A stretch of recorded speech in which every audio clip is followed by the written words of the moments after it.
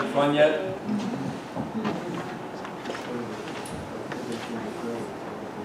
Alrighty. That's it. Whatever you'd like. Okay.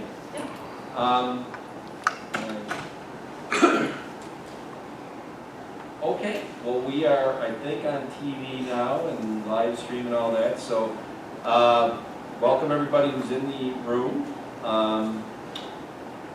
We are about to start our Thursday, December 16th Webster Town Board meeting, the last town board meeting of the year. And something I want to just say up front is that I want to thank everybody who's in the room tonight, and we do have about 20 people in the room for understanding why we're all masked based on the state regulation. And the second thing is that I'm going to take a little executive privilege tonight. We're going to have a couple changes to this board meeting. No, because we haven't opened the board meeting yet. Councilman Dean, this will be his last board meeting. And this, Charlie, you know, I don't follow, you know, Councilman Dean, you are going to open and close this meeting, and I would like to think that you will lead us in the pledge and do some other things here tonight. So. Okay, tonight's town board meeting, December 16th, is about to start. I pledge allegiance to the flag of the United States of America and to the republic for which it stands, one nation, under God, indivisible, with liberty and justice for all. Well, this is good time, because when you get going, I can just close this in. I love it. You know, I was thinking I'd bring my head over for you to use the hammer on. Dolly. Yeah, Dolly, you gotta go quick. Supervisor Flaherty. Here. Councilman McCullough. Here. Councilman Abbott. Here. Councilman Cato. Here. Councilman Dean. Here. Councilman Ernest. Present. Executive privilege. The next change. Councilman Dean, and actually I would also like Councilman Abbott and Councilwoman Deputy Supervisor Cataldi and Councilman Cahill to come up here. As I said earlier, Councilman Dean, on December 31st will retire. He's had 50 years service to this town. 50 years. Started with the highway department when he was 9 years old. Now, this is a proclamation for outstanding public service presented to Barry Dean. This is signed by the supervisor, but I'm taking executive privilege. I would like Bill Abbott and Patty Cataldi to split reading this. You have served with Barry the longest. I hope you don't mind, John. You and I are kind of the rookies, so we'll, you know. Proclamation for outstanding public service presented to Barry Dean. Whereas on December 31st, 2021, after 50 years of dedicated service in a variety of capacities to the town of Webster, Barry Dean will be retiring. And whereas Barry began working for the town in November 1971 in the highway department as a laborer, in September 1981 he was promoted to working foreman, and by September 1989 was again promoted to roads foreman. And whereas in July 1992 Barry was appointed as the superintendent of highways and held this position until 2008 when he retired. And whereas Barry's love and dedication for Webster and his hopes and dreams for the future of Webster led him to run for town councilman.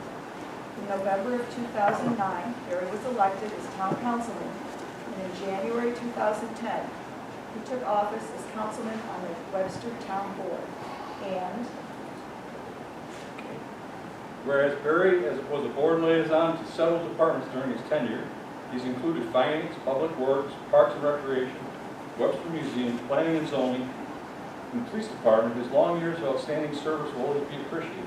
And whereas after 12 years of the town's governance, Barry will end his service, selfless service, on December 31st, 2021. And whereas Barry Dean gave the most precious gift he could give to this community, his time, For this, the Webster owners bear a debt of gratitude. Now therefore be it resolved that on this occasion of his retirement, as town councilman of the Webster Community and Webster Board, extend our sincerest thanks to Barry and declare Friday, December 17th, 2021, as Barry D. Barry D.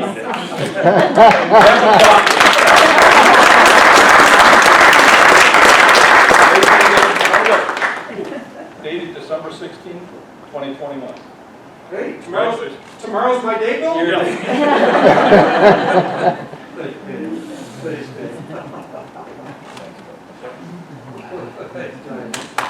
Tom, you're still working. Yeah. And would you like your family to come up? Or, Come on up, Dave. Yippee. Here comes to your family. Teddy.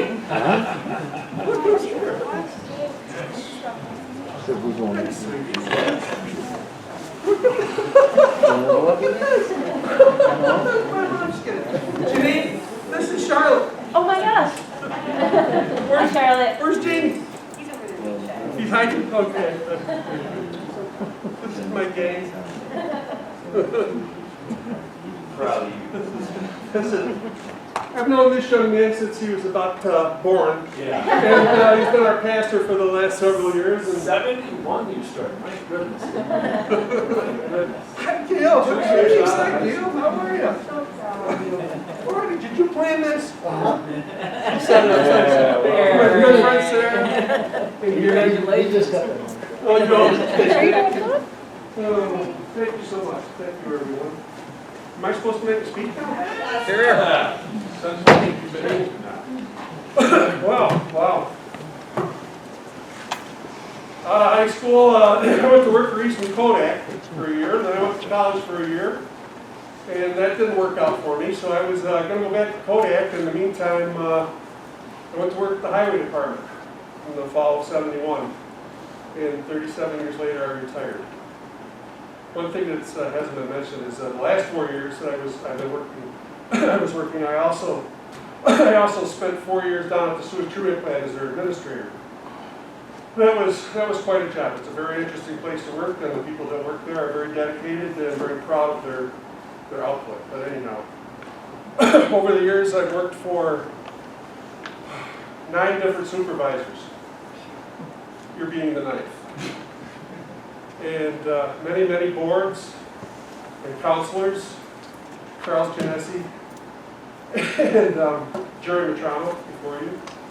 And it's been a real pleasure and a real privilege to serve the residents of the town of Webster. I enjoy it every day. Thank you.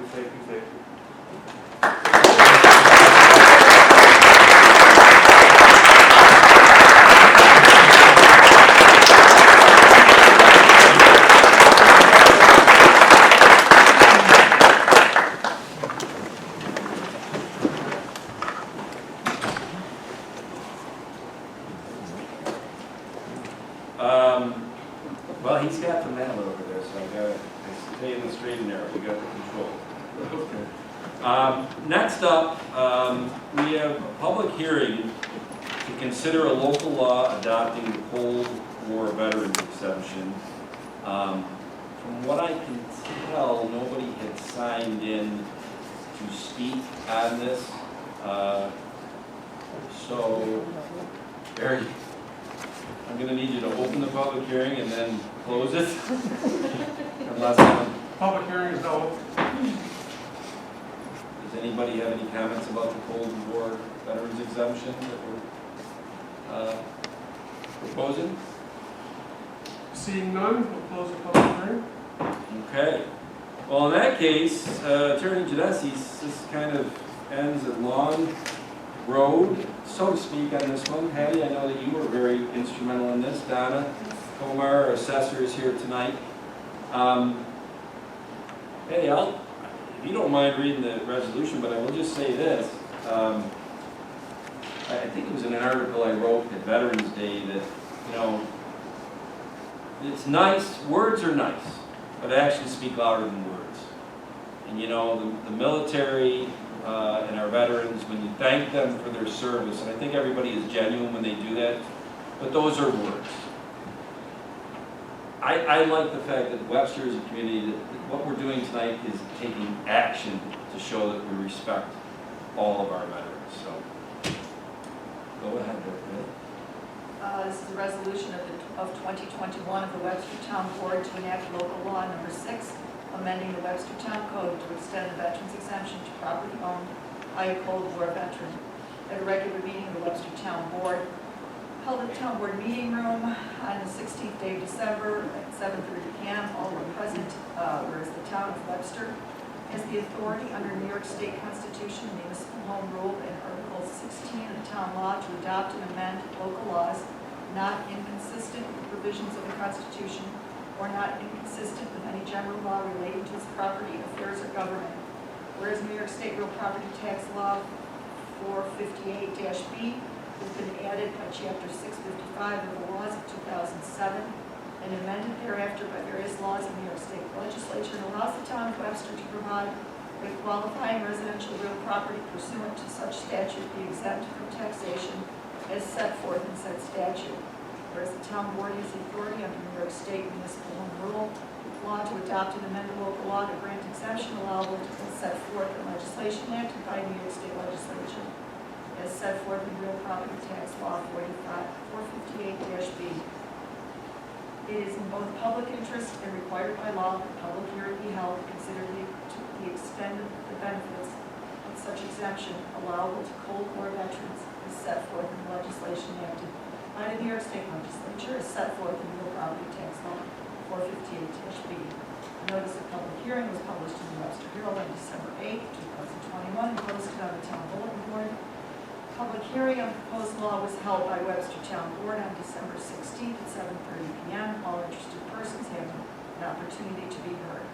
A short form environmental assessment form for the proposed action has been prepared, submitted to the town board, reviewed by the town board, and whereas it is in the public interest to enact the aforesaid local law, therefore be it resolved that the town board hereby determines that based upon the information in the EAF and other available information, the proposed action is a type 2 action under seeker, will not have significant effect on the environment and cause an industrial nature. The local law be adopted to grant veterans Cold War exemption allowable as set forth in the legislation as set forth in Real Property Tax Law 458-B. Local Law Number 6 of 2021, be it enacted by the Town Board of the Town of Webster as follows. Entitled, A Local Law to Extend the Benefits of the Cold War Veterans Exemption to Qualified Owners of Taxable Real Property within the Town of Webster. Thank you. Second. Councilman Sullivan? Aye. Councilman Abbott? Aye. Councilman Dean? Aye. Councilman Cahill? Aye. Supervisor Cleary? Aye. I would like to thank Donna Comar for all her work on this and helping us to understand all of the exemptions, and I'm just really pleased to see this come to fruition. I think it's a good thing we're doing. Thank you, Donna. Okay, I'm going to continue the invoking of my executive privilege tonight, and I'm going to change the order of things. Next up on the agenda is open to the floor. Each speaker will be allowed 5 minutes.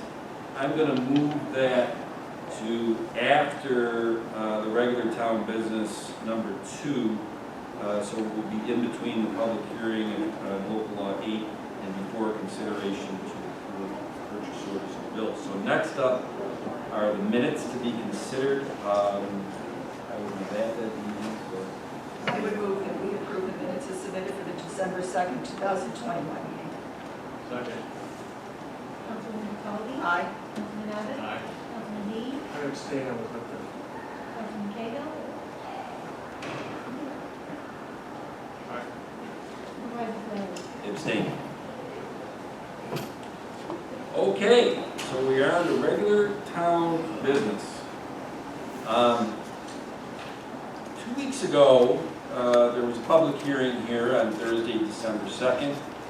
Deputy Supervisor Cataldi oversaw that board meeting.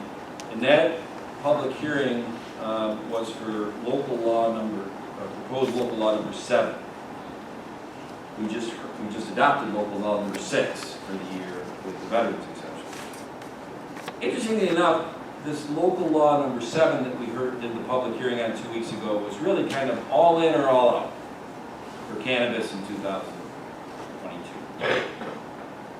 I say that because through the process of due diligence this board has done, there really is 2 forms of sales, commercial sales that could be done in the town in 2022 based on this state law.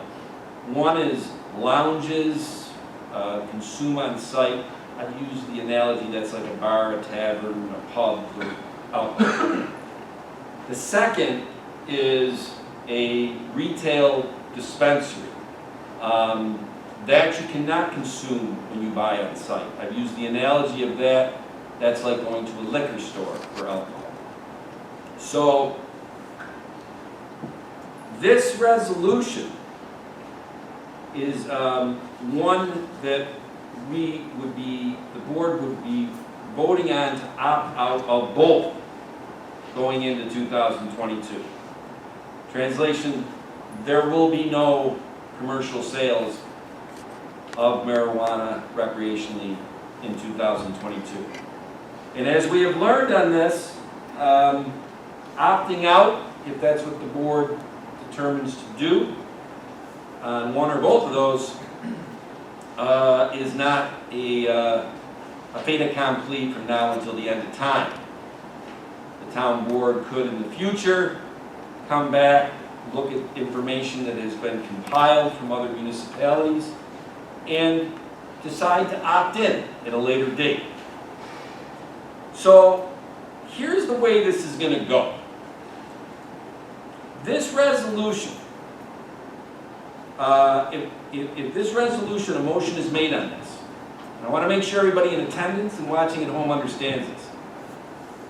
If the town board votes at least 3-2 to opt out of allowing cannabis in both retail and on-site, we will not have a public hearing for local law number 8 because there will be no need for local law number 8. Because if you read local law number 8, it is more geared toward a split of the town board has opted out of one of those, most likely the lounge consumption, and would now, through public hearing and discussion on local law 8, figuring out how to do the dispensaries that you can't consume in, such as zoning or feet from churches and this and that. But I can't stress this enough. For everybody who's here today who may be very anxious to get up on that microphone, and we have quite a list of people that have signed up for it. I don't know, it doesn't say whether they're pro or con for this. It is a moot point. There will be no public hearing. There will be no discussion of local law number 8 if, in the next couple of minutes, somebody makes a motion on this board for local law number 7 of opting out of retail dispensaries and on-site cannabis. Now, if one of the board members makes that motion, we do 400 resolutions a year here. And you'll see tonight if you stick around, I wonder if all you will stick around, there's 20 of them. There's so many what I call housekeeping resolutions that we just bing, bing, bing, bing, bing. This is not a housekeeping resolution. This has been one that we have been doing due diligence on and studies and had workshops and had all sorts of things done by this board. So I certainly would open it to the board members as they render their vote. If they want to give a 1 to 2 minute explanation of why they're voting, I certainly hope they will. If they don't want to give that explanation, they don't have to. So, that's my premise. I move to enact local law number 7 to opt out of cannabis retail dispensaries and or on-site cannabis consumption sites from being established and operated within the town jurisdiction. Second. Councilman Cahill? So before I vote, I just want to thank all the parties involved. I've done a lot of reading, listened to both pro and con. And at the end of the day, make a principled decision. And that I cannot, on one hand, support a drug-free Webster, which I do, and at the same time allow dispensaries. So I vote yes. Opt out of local law number 7. Councilman Capelli, Aye. Councilman Abbott, Well, this has been very difficult for me because I do believe that we're starting to get beyond what the town board governs as. We're starting to look like we're the federal government putting regulations on everything and everything. And I have a hard time with that because I do believe people should be allowed to smoke wherever they want. And, yeah, it's could hurt somebody's health, but I also think they have the right to do that. Cannabis is here, it's gonna be in here, it's gonna be sold someplace, it's also gonna be smoked in the town of Webster. You can't put regulations on things that can't be enforced. And not, you know, this is one of those things that it's difficult. Right now, the way the law stands, I'm gonna vote yes, but I believe we need to take a hard look at this when more regulations come from the federal government in the state. Councilman Dean, Aye. Supervisor Larry. You really do like win that bet of getting out of here at 9 o'clock, huh? Well, I don't have to say much because I wrote an article on June 6th, and then I wrote an article a couple of weeks ago. I'm going to stand by those articles. On June 6th, I said, it's not an emotional issue for me, it's not a money issue for me, it's the fact that the state doesn't have their proverbial you-know-what together. I want to see what happens. I'm a stat fact guy. We don't have those. I want to obtain those. Now, I will say this. Through my education on this, my article just a week or two ago said, I've changed my mind on this. I did not know back on June 6th there were 2 different types. I don't want lounges and consumption here. But I saw the validity of having the dispensaries here for a lot of reasons, and I wrote that in the article. So for that reason, I'm going to say nay. And I'm saying nay because I thought local law number 8 was what I would like to do. But 4-1, there is no marijuana in town in 2022. For sale. Right, for sale. Thank you. There is no sale of marijuana. And I will just say this, and this is government working. You know, there is no, I respect every one of their opinions on this, and I can't argue with their opinions on this board. There's 5 individuals here that have different perspectives on this, and that's the way it should work. And it did. I just want to say that I will never shy away from standing for our elderly communities. I realize that marijuana will be smoked in town. I realize it's here. It's legal in New York State. I considered possibly the next public hearing and trying to find a place for it in our town, but I'm really very concerned because the state doesn't have their act together yet. Any action that we take on that could be ruled invalid, if you will, because it could be onerous to, it might appear as though we're trying to regulate it too much. So I agree with you, until New York State gets their act together, I'm just going to take away and see it.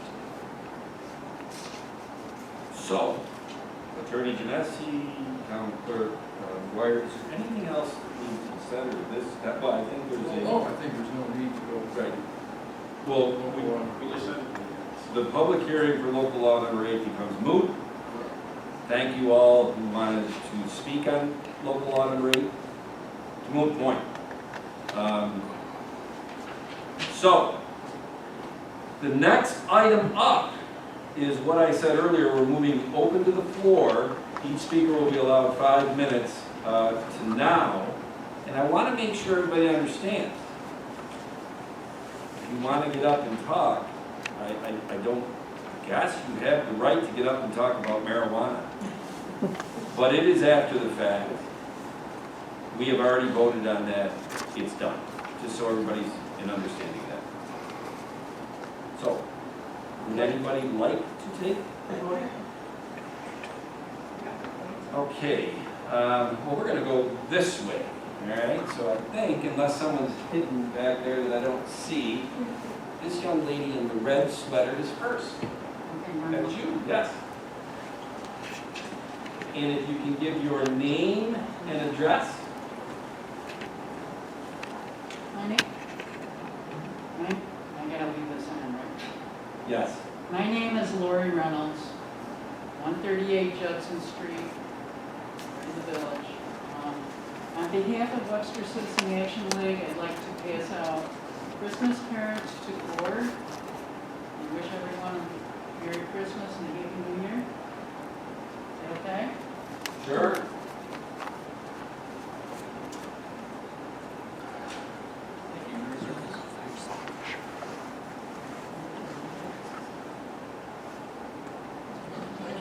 Well, thank you very much. Oh, that's okay. Yeah, well, I'm used to having coffee spots and everything. That's baklava. Where is it? Thank you, Lori.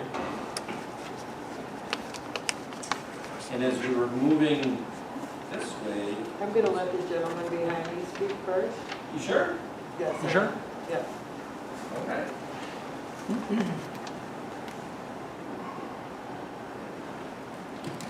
Supervisor Flaherty, Deputy Supervisor Cataldi, members of the council, fellow citizens of Webster. I'd like to thank you for adopting local rule 8. And your name and My address? name is Paul Bixler.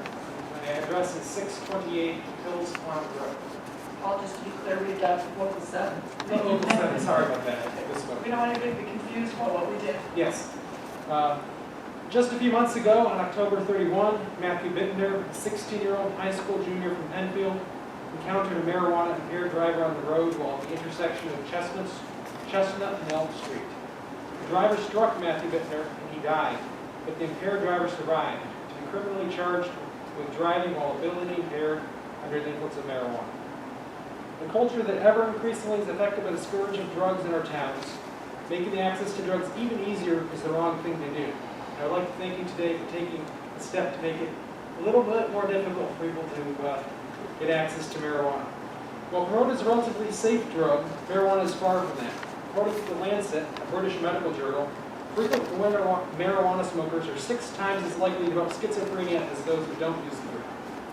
Furthermore, the American Auto Association Foundation for Traffic Safety did a study in the state of Washington, found that before marijuana was legalized, 8.8% of drivers responsible for fatal accidents had the active ingredient of marijuana, THC, in their bloodstream.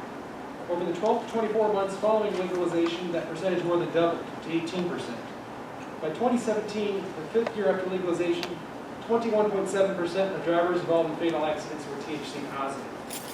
There's a clear connection between fatal auto accidents and the impairment from marijuana use. The effects of marijuana are long-lived. Marijuana can stay in the system for longer than 30 days. Do any marijuana users give up driving for 30 days between uses? Impaired driving is thus inseparable from marijuana use. If the town, at any point in the future, were to move forward with the legalization of marijuana, you or a loved one may very well encounter one of these drivers on the road and may pay for it with your life.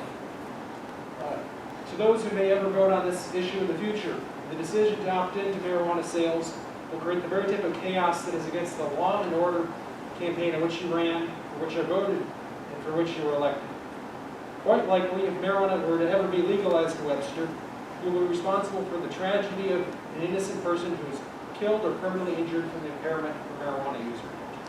The most basic purpose and moral responsibility of government is to protect its citizens.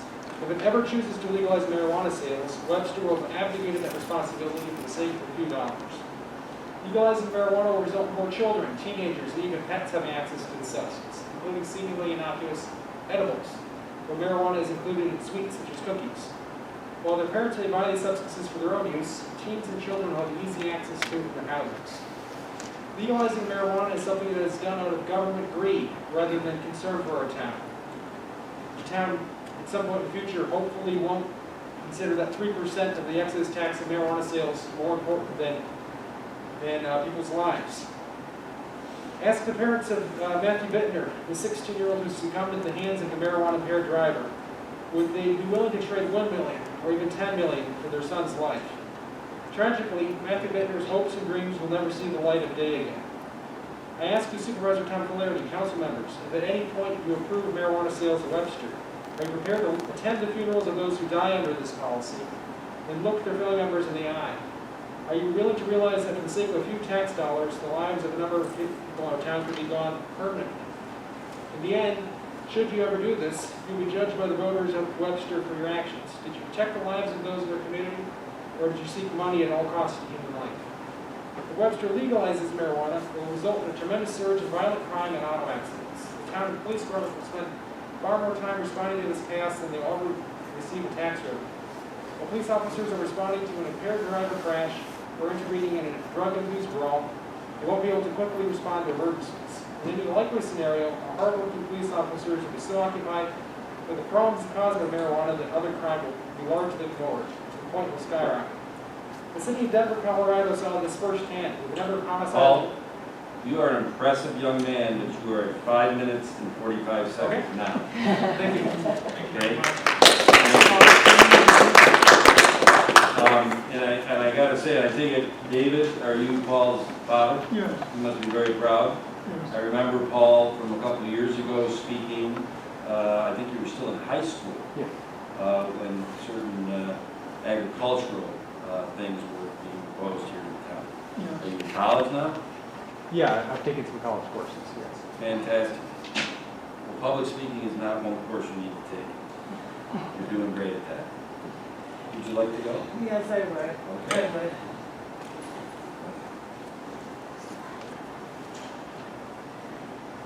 My name is Denise Donnelly. I live at 1607 Ridge Road, Webster. I'm not gonna argue that it is legal in New York State. Everyone knows that. I have a private party business and an abused party business. It is for people over 21. Cannabis is medical. Cannabis helps so many people if it's used properly. I think that people aren't understanding that just because Webster opted out for sale and consumption on site, doesn't mean that we can't call Arundecoit and have somebody from Arundecoit deliver in Webster, because that is legal. The only thing that's stopping is for the revenue to come into the town of Webster, and for people to be able to have access here instead of having to drive. So you pointed out that young man who unfortunately died at the hands of someone who's impaired by marijuana. However, but if you have it in the town and you have guidelines and we're prepared, I really feel that we're missing out on what life really is. And I'm sorry, but cannabis is legal. Cannabis is legal just like alcohol. And the stigmatization and the mainstreaming and how the East Coast looks at it as opposed to the West Coast. If you look into Chicago, the numbers are there. I met with Senator Cooney today in downtown Rochester, also Brian Patterson, he's a council member for Rochester, and he's on the marijuana implementation, the legacy board. They have tapped me to be on the women's co-committee for that. I hope that Webster revisits. I think that it's an opportunity for us to embrace the medical side, not just the get high side. I hear everyone's concern about the teenagers and the young kids having access. It's the same as alcohol. A drug is a drug is a drug, whether it's alcohol, nicotine, or marijuana. And all I can say is that I hope that this is revisited soon. The numbers, the statistics, the information is all out there. Unfortunately, I wasn't able to make the town meeting. I didn't have any knowledge of it, or I would have been here with the New York State Growers Association. I really urge this board to convene and hear the townspeople. I think that people weren't really as informed and knowing to be able to talk to our leaders, to say what we really want. Some, maybe not. Thank you for your time. Thank you, Denise. And no one's voice coming across. Paul's dad wants to talk.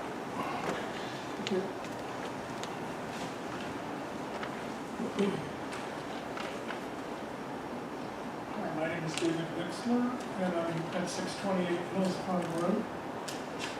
Members of the council and fellow citizens of Webster, thank you for voting to hold this off for the time being, and that is particularly pertinent.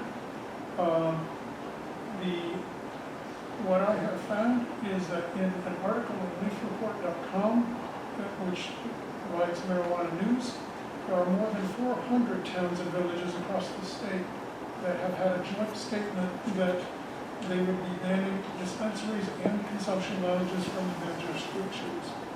The main issue is a lack of clarity in the laws of the state. There is supposed, 8 months after Cuomo signed this into law, there's supposed to be a state office of cannabis management, and they are to develop rules and regulations for selling the plant. But they have not issued a single dispensary license, according to this article that was just from the 12th. And I hear what you're saying. In Chautauqua, Western New York, Supervisor Donald Emhart told Fox 5 New York, the fact that they have not really published any rules or laws on it yet made us kind of nervous that we don't know what we'd be opting into. The law envisioned a rapid rollout, and right now, Leaf Report says that dispensaries are not likely to be open in 2022 or even 2023 at this rate. So there is no, any attempt to go for money. There is no money if that's the only concern. And Webster had to come up with this because if we're going to ever consider not having this, the law was written in a really tricky fashion where it was, you were opted in unless the town took the action that it did tonight. You can opt in at any point in the future, but you can only opt out before December 31st of this year. So it's a tricky kind of a law. It was signed just before Governor Cuomo was forced out of office, and this is his legacy, this trickiness, instead of having another kind of law. So if Webster were to reverse that, it could be long and costly, and some of the amenities that we have in Webster, we might actually have to sell off if we wanted to discover that this is a catastrophe and we wanted to change, because you would have to go through a process. I learned from that just tonight that you might have a referendum or something else, but it might be very difficult and costly. And so you might actually have to lose some of the public amenities if enough people wanted to get rid of this. Nancy Pelosi, when they said we have to pass this bill to find out what's in it, that's sort of what this is. Because until the State Board of Cannabis Management comes up with regulations, you don't know what you're signing up for. So opting out until that goes in allows you to at least know what you're getting. It's also a thing where Webster has home rule, but this is not like that. And it's sort of like being stuck in a bear trap. You know how a bear gets out of a trap? A bear has to chew off its leg. And so you can get stuck and not be able to get out easily and just be like that bear that is in great pain and has ultimately between his leg to get out. Marijuana is much stronger now. According to what I've seen from the doctor, he was saying that in the 60s and 70s, an average cigarette to joint has 10 milligrams of THC. Now it's 6 to 15 times that. So marijuana, for people with experience in the past, it's higher now. And so all the negative effects are not based off of the older marijuana, but the newer marijuana. And so the 3% tax money is not pure gain with no downsides. when people spend thousands of dollars on marijuana, hundreds or thousands, if they do, and it starts consuming their lives, there's a lot of other things that they stop doing. They don't upgrade their homes, so everything looks really bad. They don't maintain, they don't buy from other retailers. I mean, all of Webster's businesses are based off of selling things, and if that money gets taken out, it's not going to be backfilled, so people are going to stop doing those things too. So there are downsides as well. When that happens, current people would be the losers. So I congratulate you on putting off this and opting out for now. I urge you to consider all of these things in the future, because we don't want Webster to be a place where it gets out of hand and it wrecks people's lives. There are things that you can do in your life. Dave, I now know where your son got it from. Okay. You're at 5 minutes and 50 seconds. Okay. Thank you The very apple much. did not fall far from the tree. Thank you very much. Supervisor Flaherty, can I ask you a question? Yes, if anything, you have to go up to the podium. You can ask a question. Okay? But I'm gonna allow this, all right? I just have a question for the board. If we're opting out now, are you planning on implementing an information board to do further research as the laws come down from what Senator Cooney told us this afternoon, that he is a part of the regulatory commission? Okay, and there's your question. So I'm gonna have you sit down and answer the question, okay? Thank you. We have been spending a lot of time on due diligence, a lot of time, it's documented, that led up to tonight. Tonight is the completion of what's called phase one. We now know what the town's doing going into 2022. I'll tell you this, as long as I'm the supervisor, I'm going to be keeping a watchful eye on what happens in 2022 to the other 922 towns in this state, and I don't know the number of villages and cities, and see what their experience is. Whether we're going to form what you just described that your person you talked to said, I don't know. We're going to be keeping an eye on this, and that's the best I can tell you 10 minutes after we just passed a law that upheld land in 2022. All right? Now, Thank you. I'm going to say again that this is an open to the public. It really wasn't supposed to be a public hearing there about marijuana, because it is done. But does anybody else want to get up or open to the mic on anything? If they want to talk about what they got their kids for Christmas, if they got anything they want to talk about. That's enough. Okay, that's right. You want to? Thank you, Barry. Are we done? Thank you. Okay. Do you want to go up? How do You can't talk from the seat. Nobody can hear you. Okay? You give your name and address, please? Slaviana John, 1607 Ridge Road. My grandmother just was speaking, and I also heard what he said about teenagers. I do not know if I'm legal age to speak right now because I am 15 years old. Am I allowed to speak or not? That Do you was have my a question. question, Sadiana? Or do you have a statement to make? Kind of a statement, if that is okay.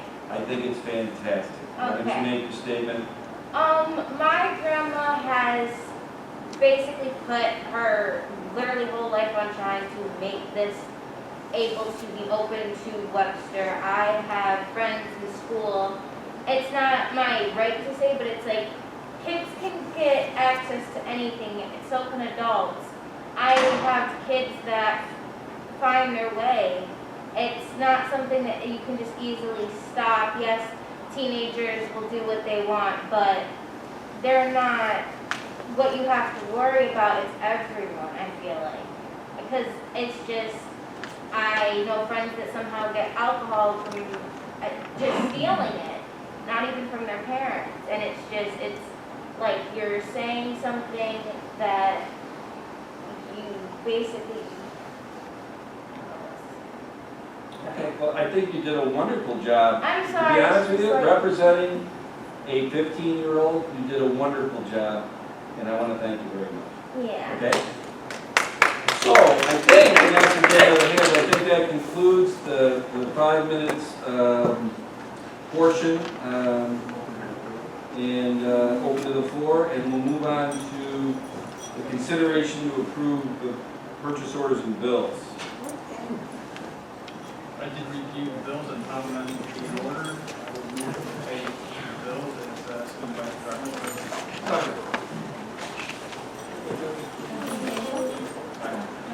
Aye. Aye. Aye. And I review the prepaid warrants as submitted by the Director of Finance, and I make a motion to approve those. Second. Supervisor Flaherty? Aye. Councilman Cahill? Aye. Councilman McCollum? Aye. Councilman Abbott? Aye. Councilman Dean? Aye. All right, everybody get ready for the Paul Adams Show. All right. Paul, I think you're on board for about the next 8 of them. Yes. The next few resolutions deal with capital projects that we'll close out. We take a good look at these toward the end of each year, and these are multi-year projects that have been going on and go back to like 2015. But what's really driven tonight's resolutions is the bond, the serial bond that we issued back in July. The bond actually fully funded these projects, so it enables us to determine where they're at from a revenue expense standpoint, and determine if there's money left over, in which case it goes to, generally goes to the debt service fund. And it's used in later years to pay down principal on the bond. But if the project is short, it has to be funded by the fund, general fund or sewer fund, that receives the benefit of the project. So that's the case for project H206, it's actually short over $103,000, and that's got to be funded from general fund. That project did some renovations, installed HVAC, cell tower with Parks and Recreation. And also H207, which was the purchase of highway equipment, was a little bit short as well, for about $2,000. But H204 and H205, which is for renovations of this building for now, the court building and the town hall, and excess funds, and those will be transferred to debt service. As I said, we've used in later years to pay down debt. So resolutions 4 through 8 fall under the auspice of what you just described.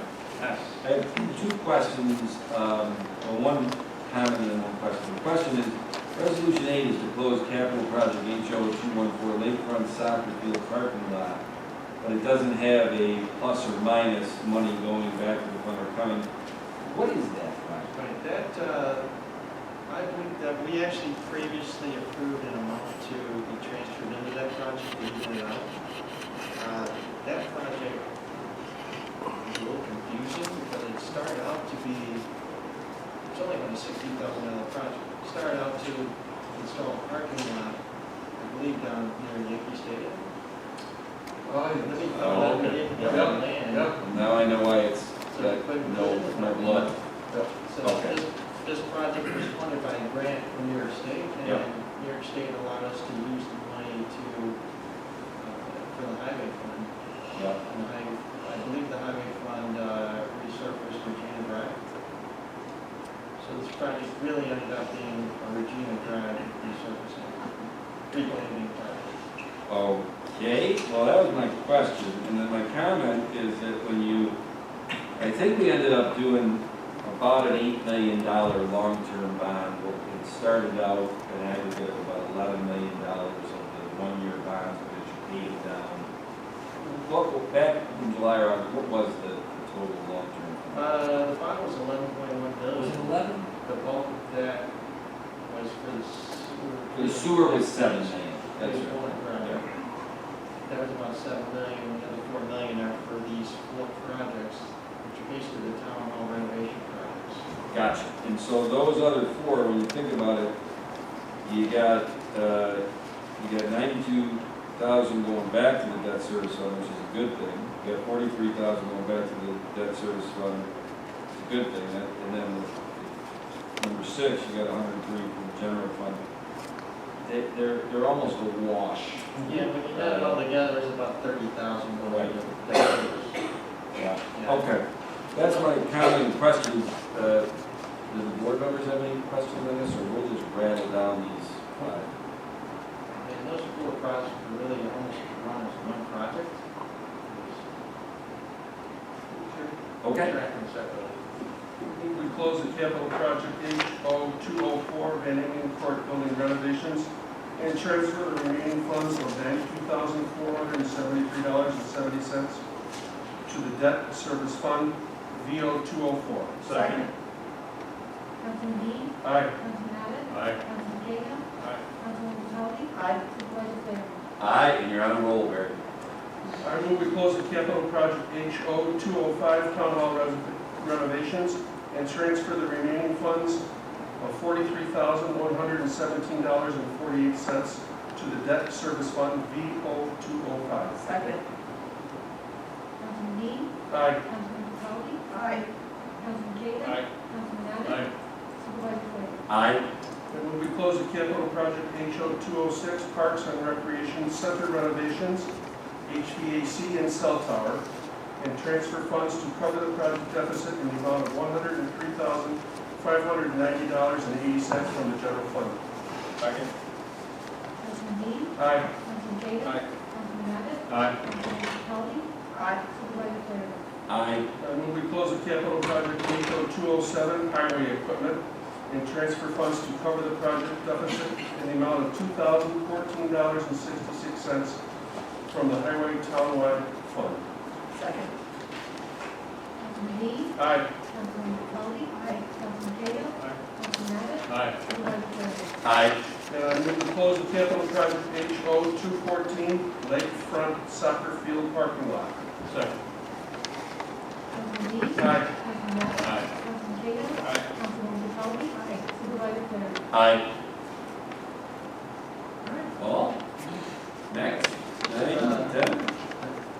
The next resolution is for budget transfers. This is just the first round of year-end budget transfers to fully fund certain expense accounts within each department. Some of the highlights, we're covering SRO officer overtime, which we do the reimbursement to the school district for. We're funding police court security for about $15,000. We're currently about $30,000 short on fuel costs since fuel has spiked so tremendously this year. And we're funding the assistant building inspector position. Other than that, they're relatively immaterial transfers within each cost center. And Paul, based on our third quarter budget to actual meetings with the department heads and the board liaison, in aggregate, we were doing much better on pace actually for our budget. We are. Still look good? That looks good. And there's also a resolution to amend the budget, Yes. and that has to do with capital project H206, which we just approved to close. And that's basically the fund $103,590, which has to come from general funds to even out that project. Sure. I move we approve budget transfers as submitted by the Director of Finance. Second. Councilman Dean. Aye. Councilman Abbott. Aye. Councilman Cahill. Aye. Councilman Gonzalez. Aye. Supervisor Serra. Aye. I move that we approve budget amendments as submitted by the Director of Finance. Second. Councilman Dean. Aye. Councilman Gonzalez. Aye. Councilman Cahill. Aye. Councilman Abbott. Aye. Supervisor Serra. Aye. Paul? Me again. Yeah? The next resolution is to amend the town's procurement policy. We're in the process of obtaining RFPs for the sewer treatment plant phase 2 project. We're required to come in and manage the project in conjunction with New York State Energy Law Article 9. And this is not something the town has done in the past, so we thought, after talking to our attorneys, it would be a good idea to build in some wording into our procurement policy, just to make it crystal clear that we're approved in both board, and the board is willing to pursue our expansion law plan. So I added that as guideline 16 in the procurement policy, and I also made a couple of small changes in guideline 11, just adding the titles Director of Community Development and Town Engineer, and I took out the Commissioner of Public Works as approvers. Any questions? I move we amend the town of Webster's procurement policy. Second. Councilman Dean. Aye. Councilman Abbott. Aye. Councilman Cahill. Aye. Councilwoman Kelly. Aye. Supervisor Flaherty. Aye. And before you explain the next one, Paul, I just want to let the record show it is 8:25, and we have finished the 11th resolution, which I think is exactly what Deputy Town Supervisor Talby had on her docket 2 weeks ago, and I'm 2 minutes ahead. Thank you, Councilman Dean.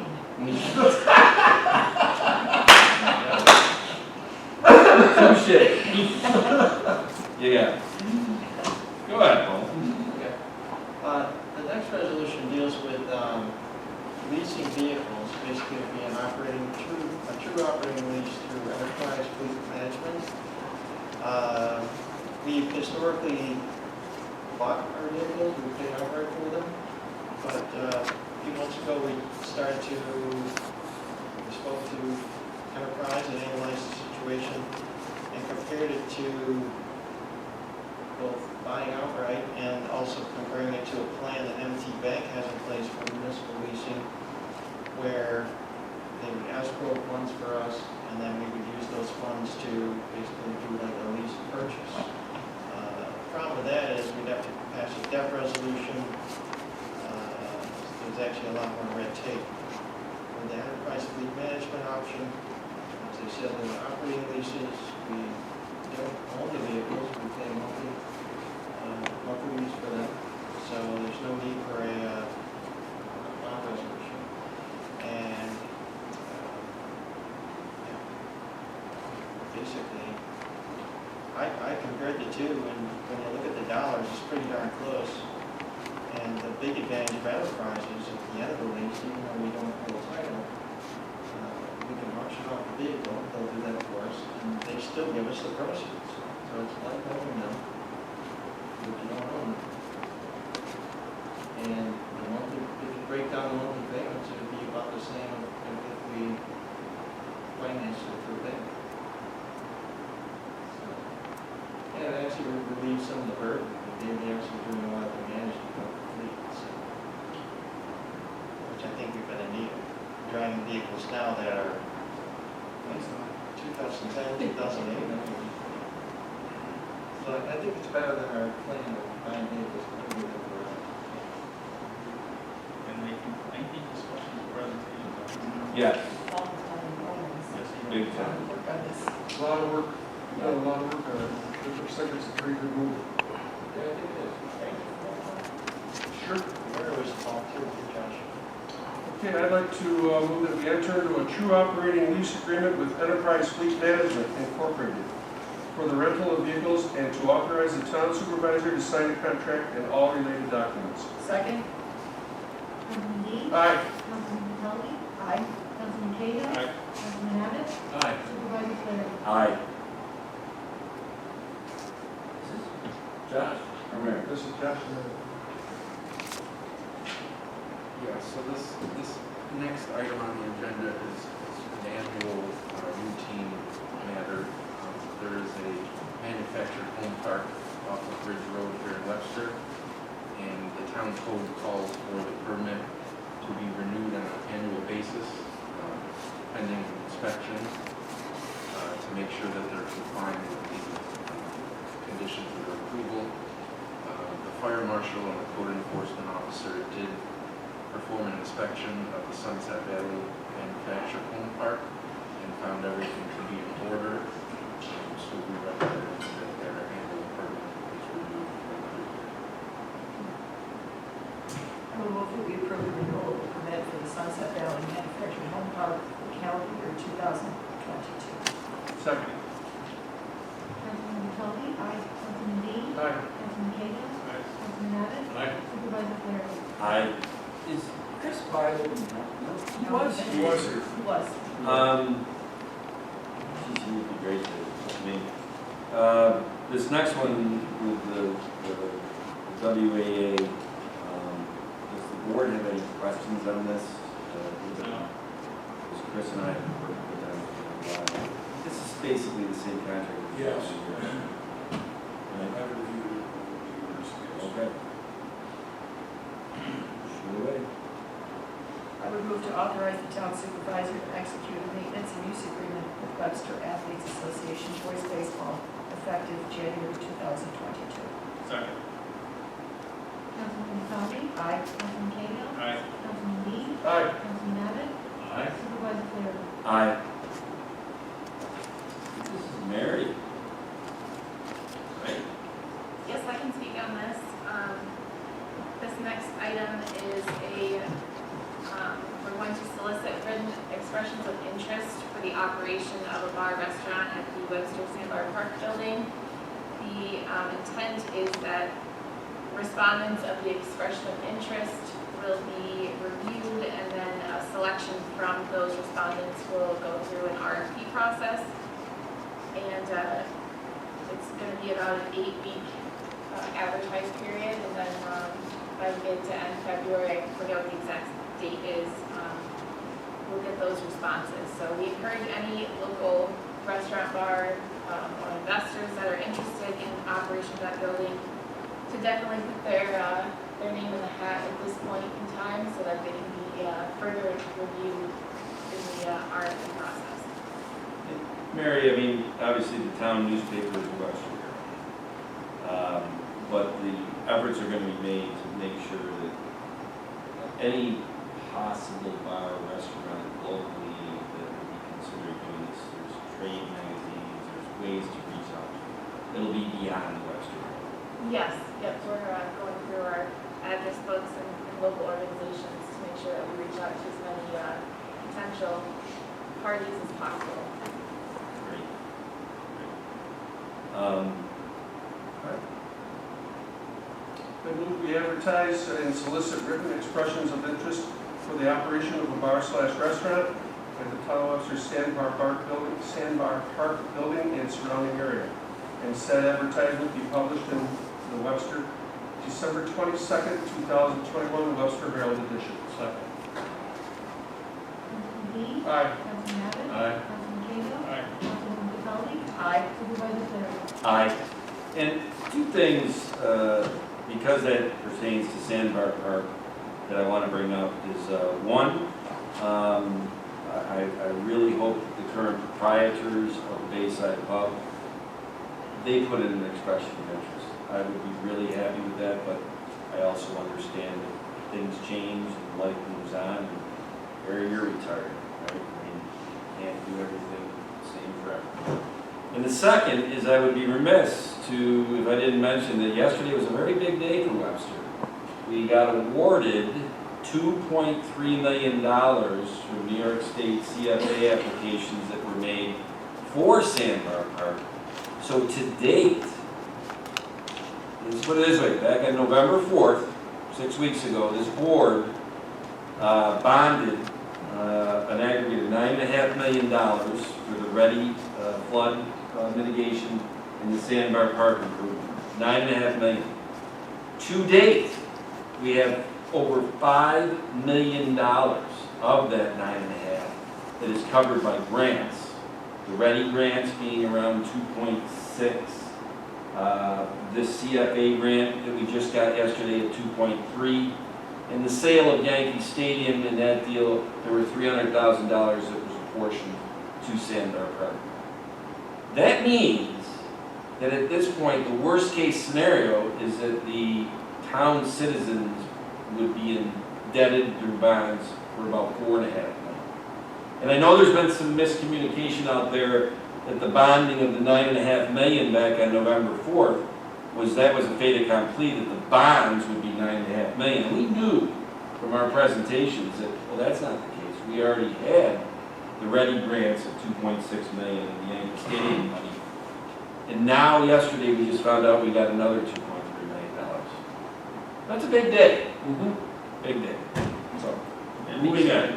I just wanted to add in that I'd like to give acknowledge the hard work that Matt Chatfield has done Big time.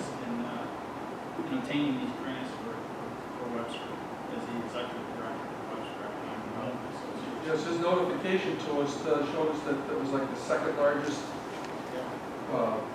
grant in the Finger Lakes area, and that it was very, very high in New York State's opinion as far as lakefront development. Matt has derived millions of dollars for the, not only the town, but also the whole of Webster through his grant writing. He's very, very talented young man, and we're very fortunate to have him. And it's actually a very unique partnership with Webster Economic Development. It's a partnership of town, village, school district, business improvement district, and the chamber. And that is something that came out of years ago, many, many years of work on the case for business committee in the Chamber of Commerce that I served on for years. We saw a need to have someone like Matt out there promoting Webster and obtaining grants. He's done a fabulous job. He really has, and I've made a slang statement that if we have a project in town that's $2 million, Matt, go out and get us $2.1 million of grants. It's just so much easier to move a project ahead if it's all paid for, not with bonding and indebtedness to the town. It makes it a lot easier. So, all right, we are up to Chiefs. See, they all came for you, Barry, and then No, he got on the phone, he had to go. Oh, did he have to go? Yeah. Okay, and really, to tell you the truth, this is more in Mary's purview, but I know that Mary, the chief, has been great as a consultant for us. Yes, I do not know much about court security. So he's been our expert here at the town to help with developing this RFP. Well, actually, it's a bid for armed court security at the Webster Courthouse.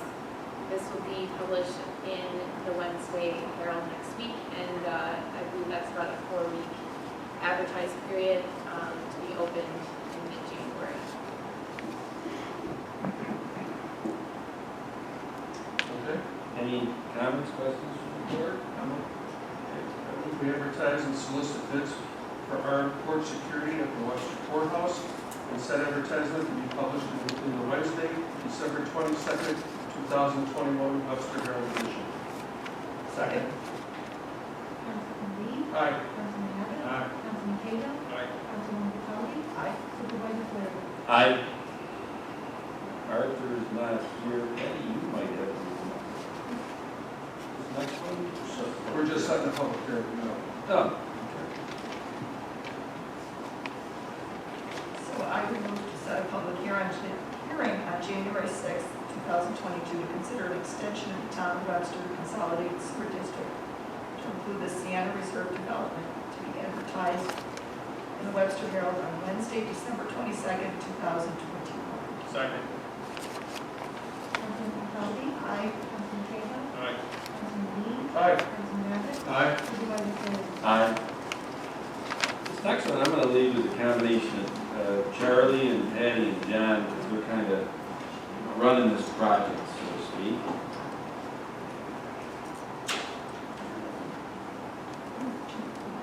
Excuse me, just one. Sure.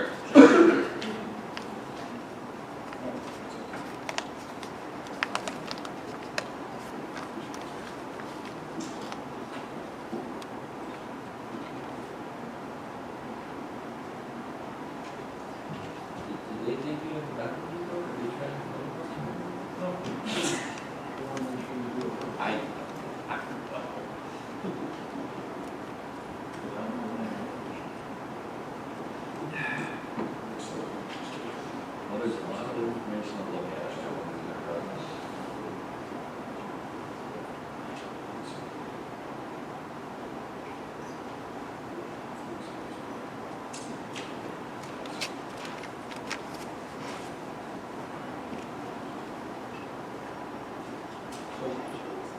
I can, Okay, go ahead.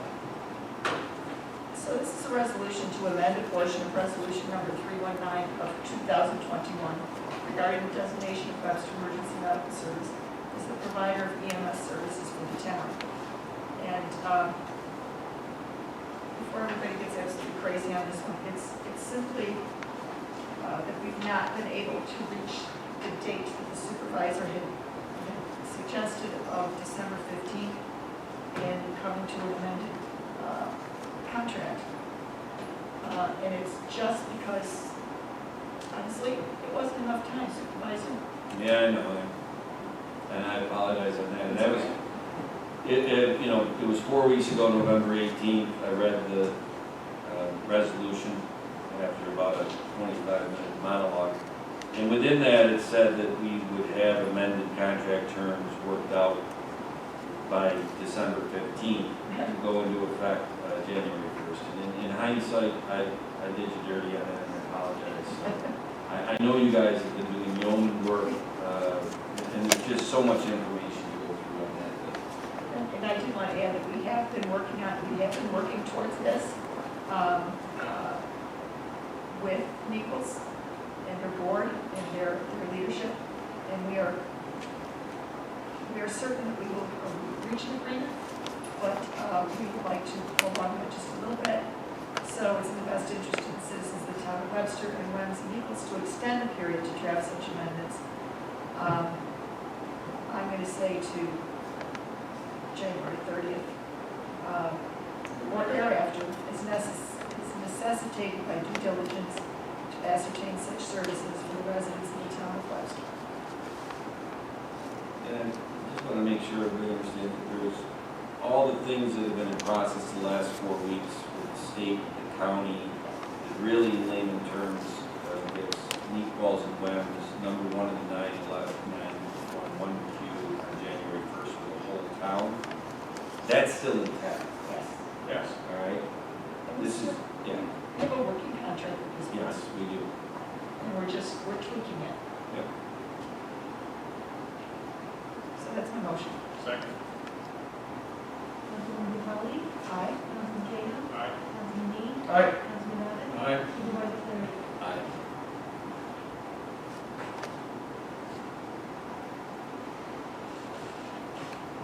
You want me to do the cleanup ones here? This, Oh, there it goes. what about 18? We just did that. We just did that, yeah. Yes, okay, I was looking at It was a lot of No, time. I'll clean it up. Resolution, I would like to declare the following items for recycling for the town clerk's department. An HP Laser 4200 printer, asset tag number 03158. Second. Councilman Dean, Aye. Councilman Cahill, Councilman Abbott, Aye. Councilwoman Capelli, Aye. Supervisor Cleary. Aye. I'd like to move to declare the following items for recycling from the sewer department. Heliflux GA 52B magnetic locator, and a Health Tech manufacturing locator MDL LS 300P 0621-3. Second. Councilman Dean, Aye. Councilman Abbott, Aye. Councilman Cahill, Aye. Councilwoman Capelli, Aye. Supervisor Cleary. Aye. The last item of the night, I got added in late on this, so if the board has questions on this, by all means, Mary, myself, and Paul. I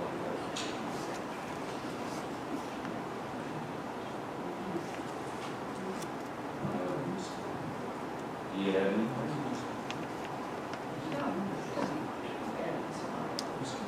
Yeah, I mean, Mary, I just,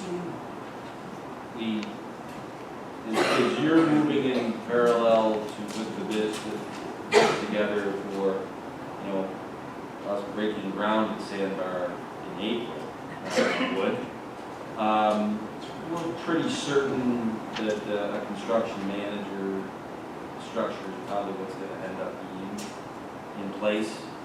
I know that the town has done it before with the renovations of here, in Town Hall, area of the rec center, there was a construction manager. So we figured we'd start that process.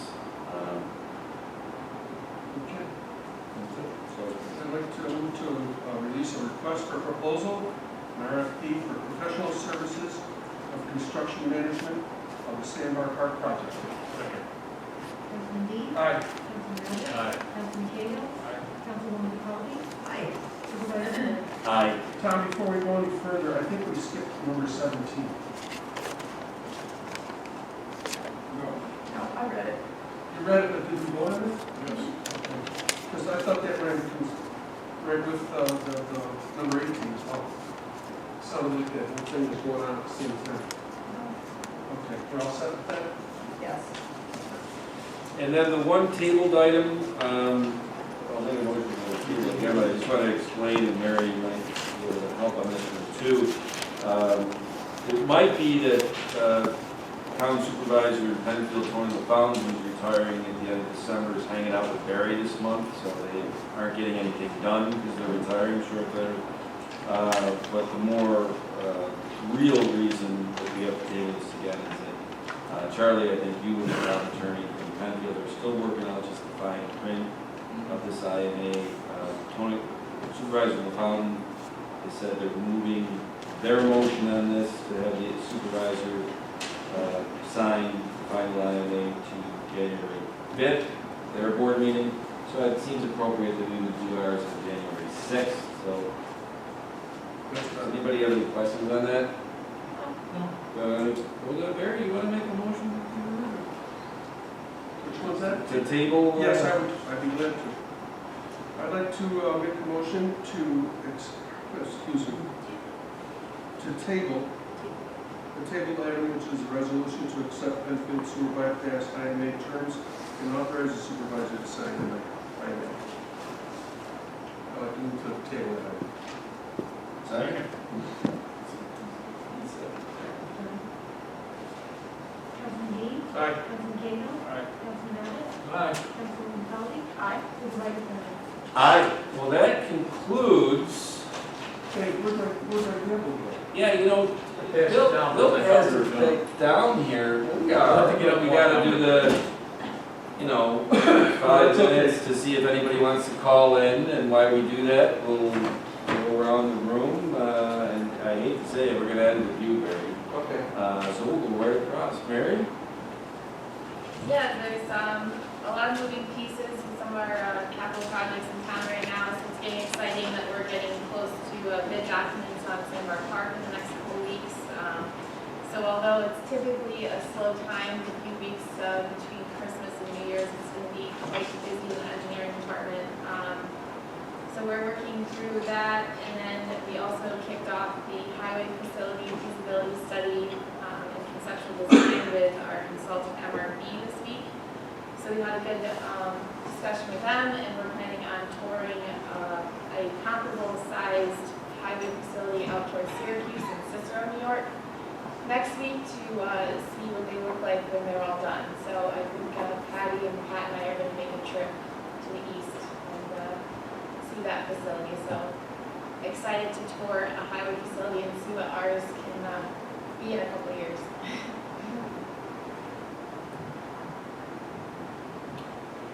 I'll just give a brief update on the Webster Hamlet Revitalization Plan study that we are getting ready to kick off next month.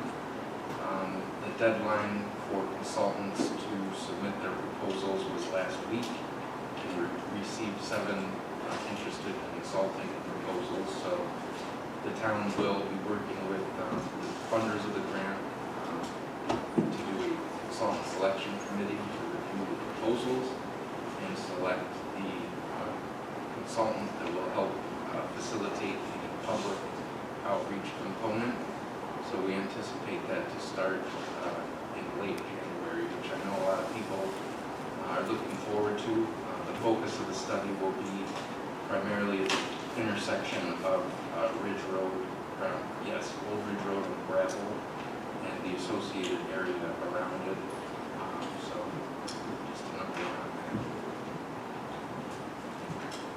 Thanks, Josh. It's been a very busy year, so we're just going through the process to wrap things up, go to my list. I can't remember a busy year in town last year.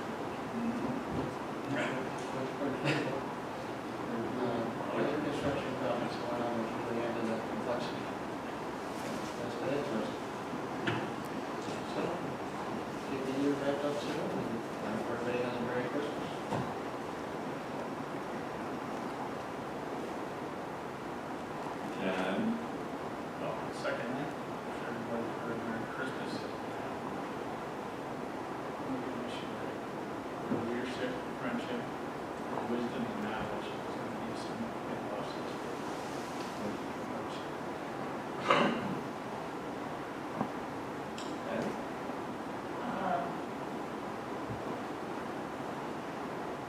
I would like to say thank you, Mayor, for all that you've done. We've known each other a long time. We first ran for this board together and served for 12 years together. You have never wavered in your priorities.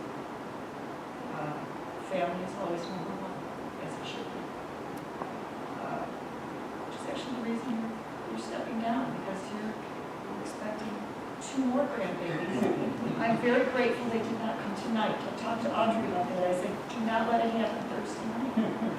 She's all packed, ready to go. I'm sure she is. So, and second in your list of priorities, what I have recognized over the years is that your guiding star has always been what's best for this town. And you always serve this board with that in mind.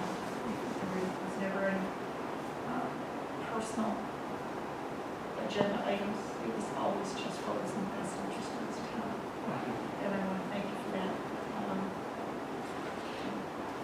I know we'll still be in touch, but I will miss your presence on this board.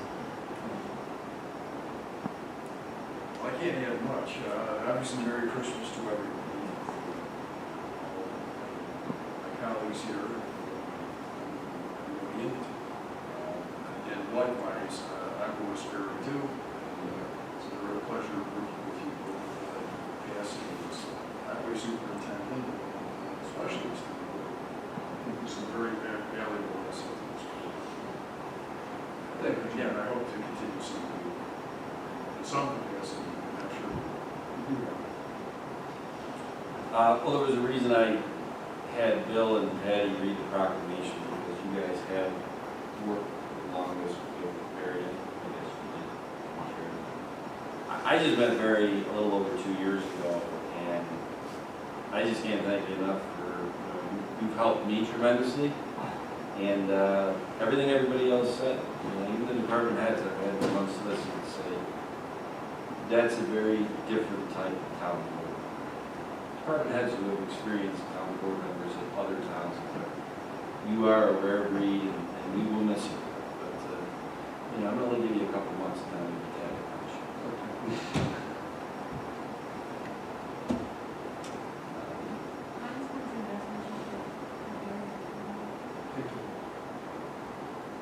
You know, I top what everybody else said.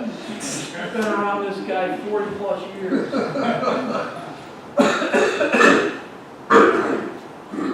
He's always looked for the town's best interests, all of it. Not always what he wanted to see, but he always wanted to put the best interests. So, for that, Barry, thank you. Thank you, Bill. Well, it took me by surprise. That was a very, very, very nice surprise to see my family. I didn't expect any of that. And other friends and stuff that came as well. I had a little, I figured I'd have to speak, so I did have some notes written down. I didn't have them with me, so I did forget one thing, 2 things actually. Over the years, like I said, I worked for 9 different supervisors and a variety of boards. And they all came from all different walks of life. I mean, some professionals, some farmers, some business owners, all different walks of life. And they all had one thing in common, and that was that they were all for what was the very best thing for Webster. Many of them grew up here, some of them did not, but moved here and lived here a long time, but they're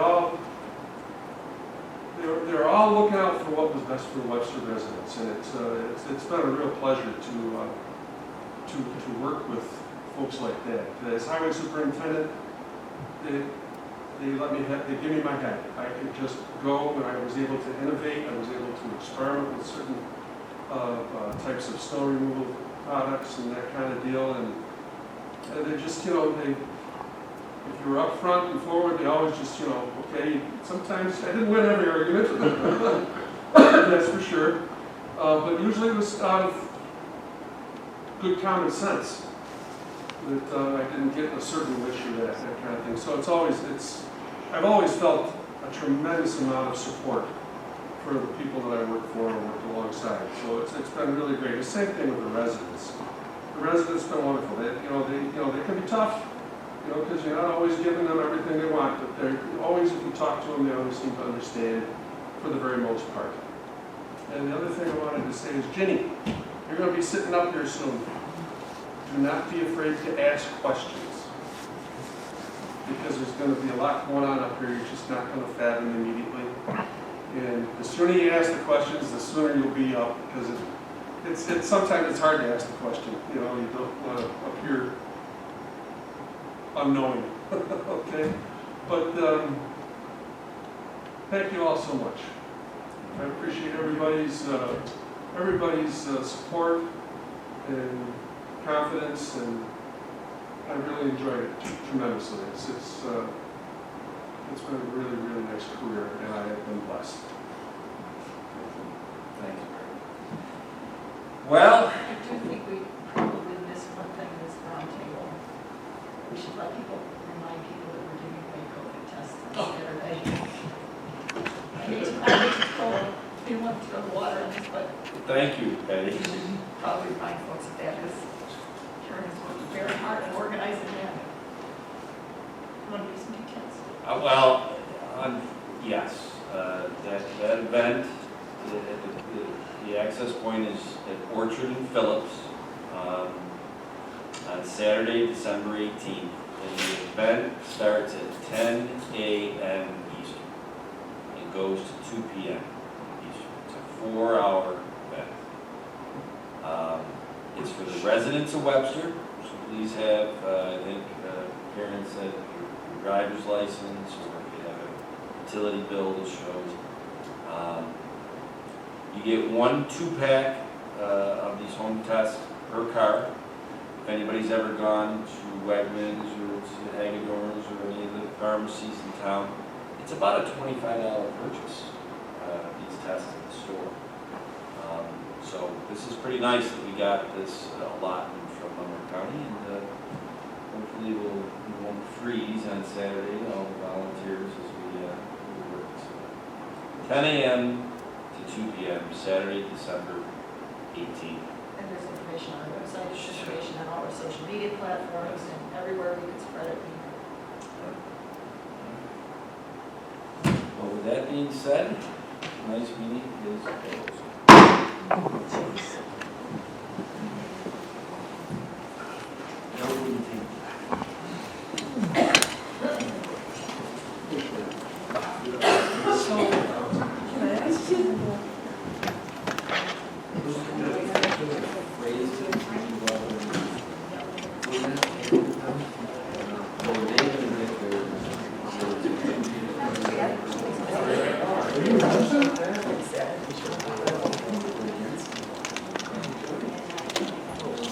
How you doing, guys? What's that? Yeah, I heard that, Most of it will be procedural. what time are you, Understand the longer you wait, the harder it gets. There's a lot going on.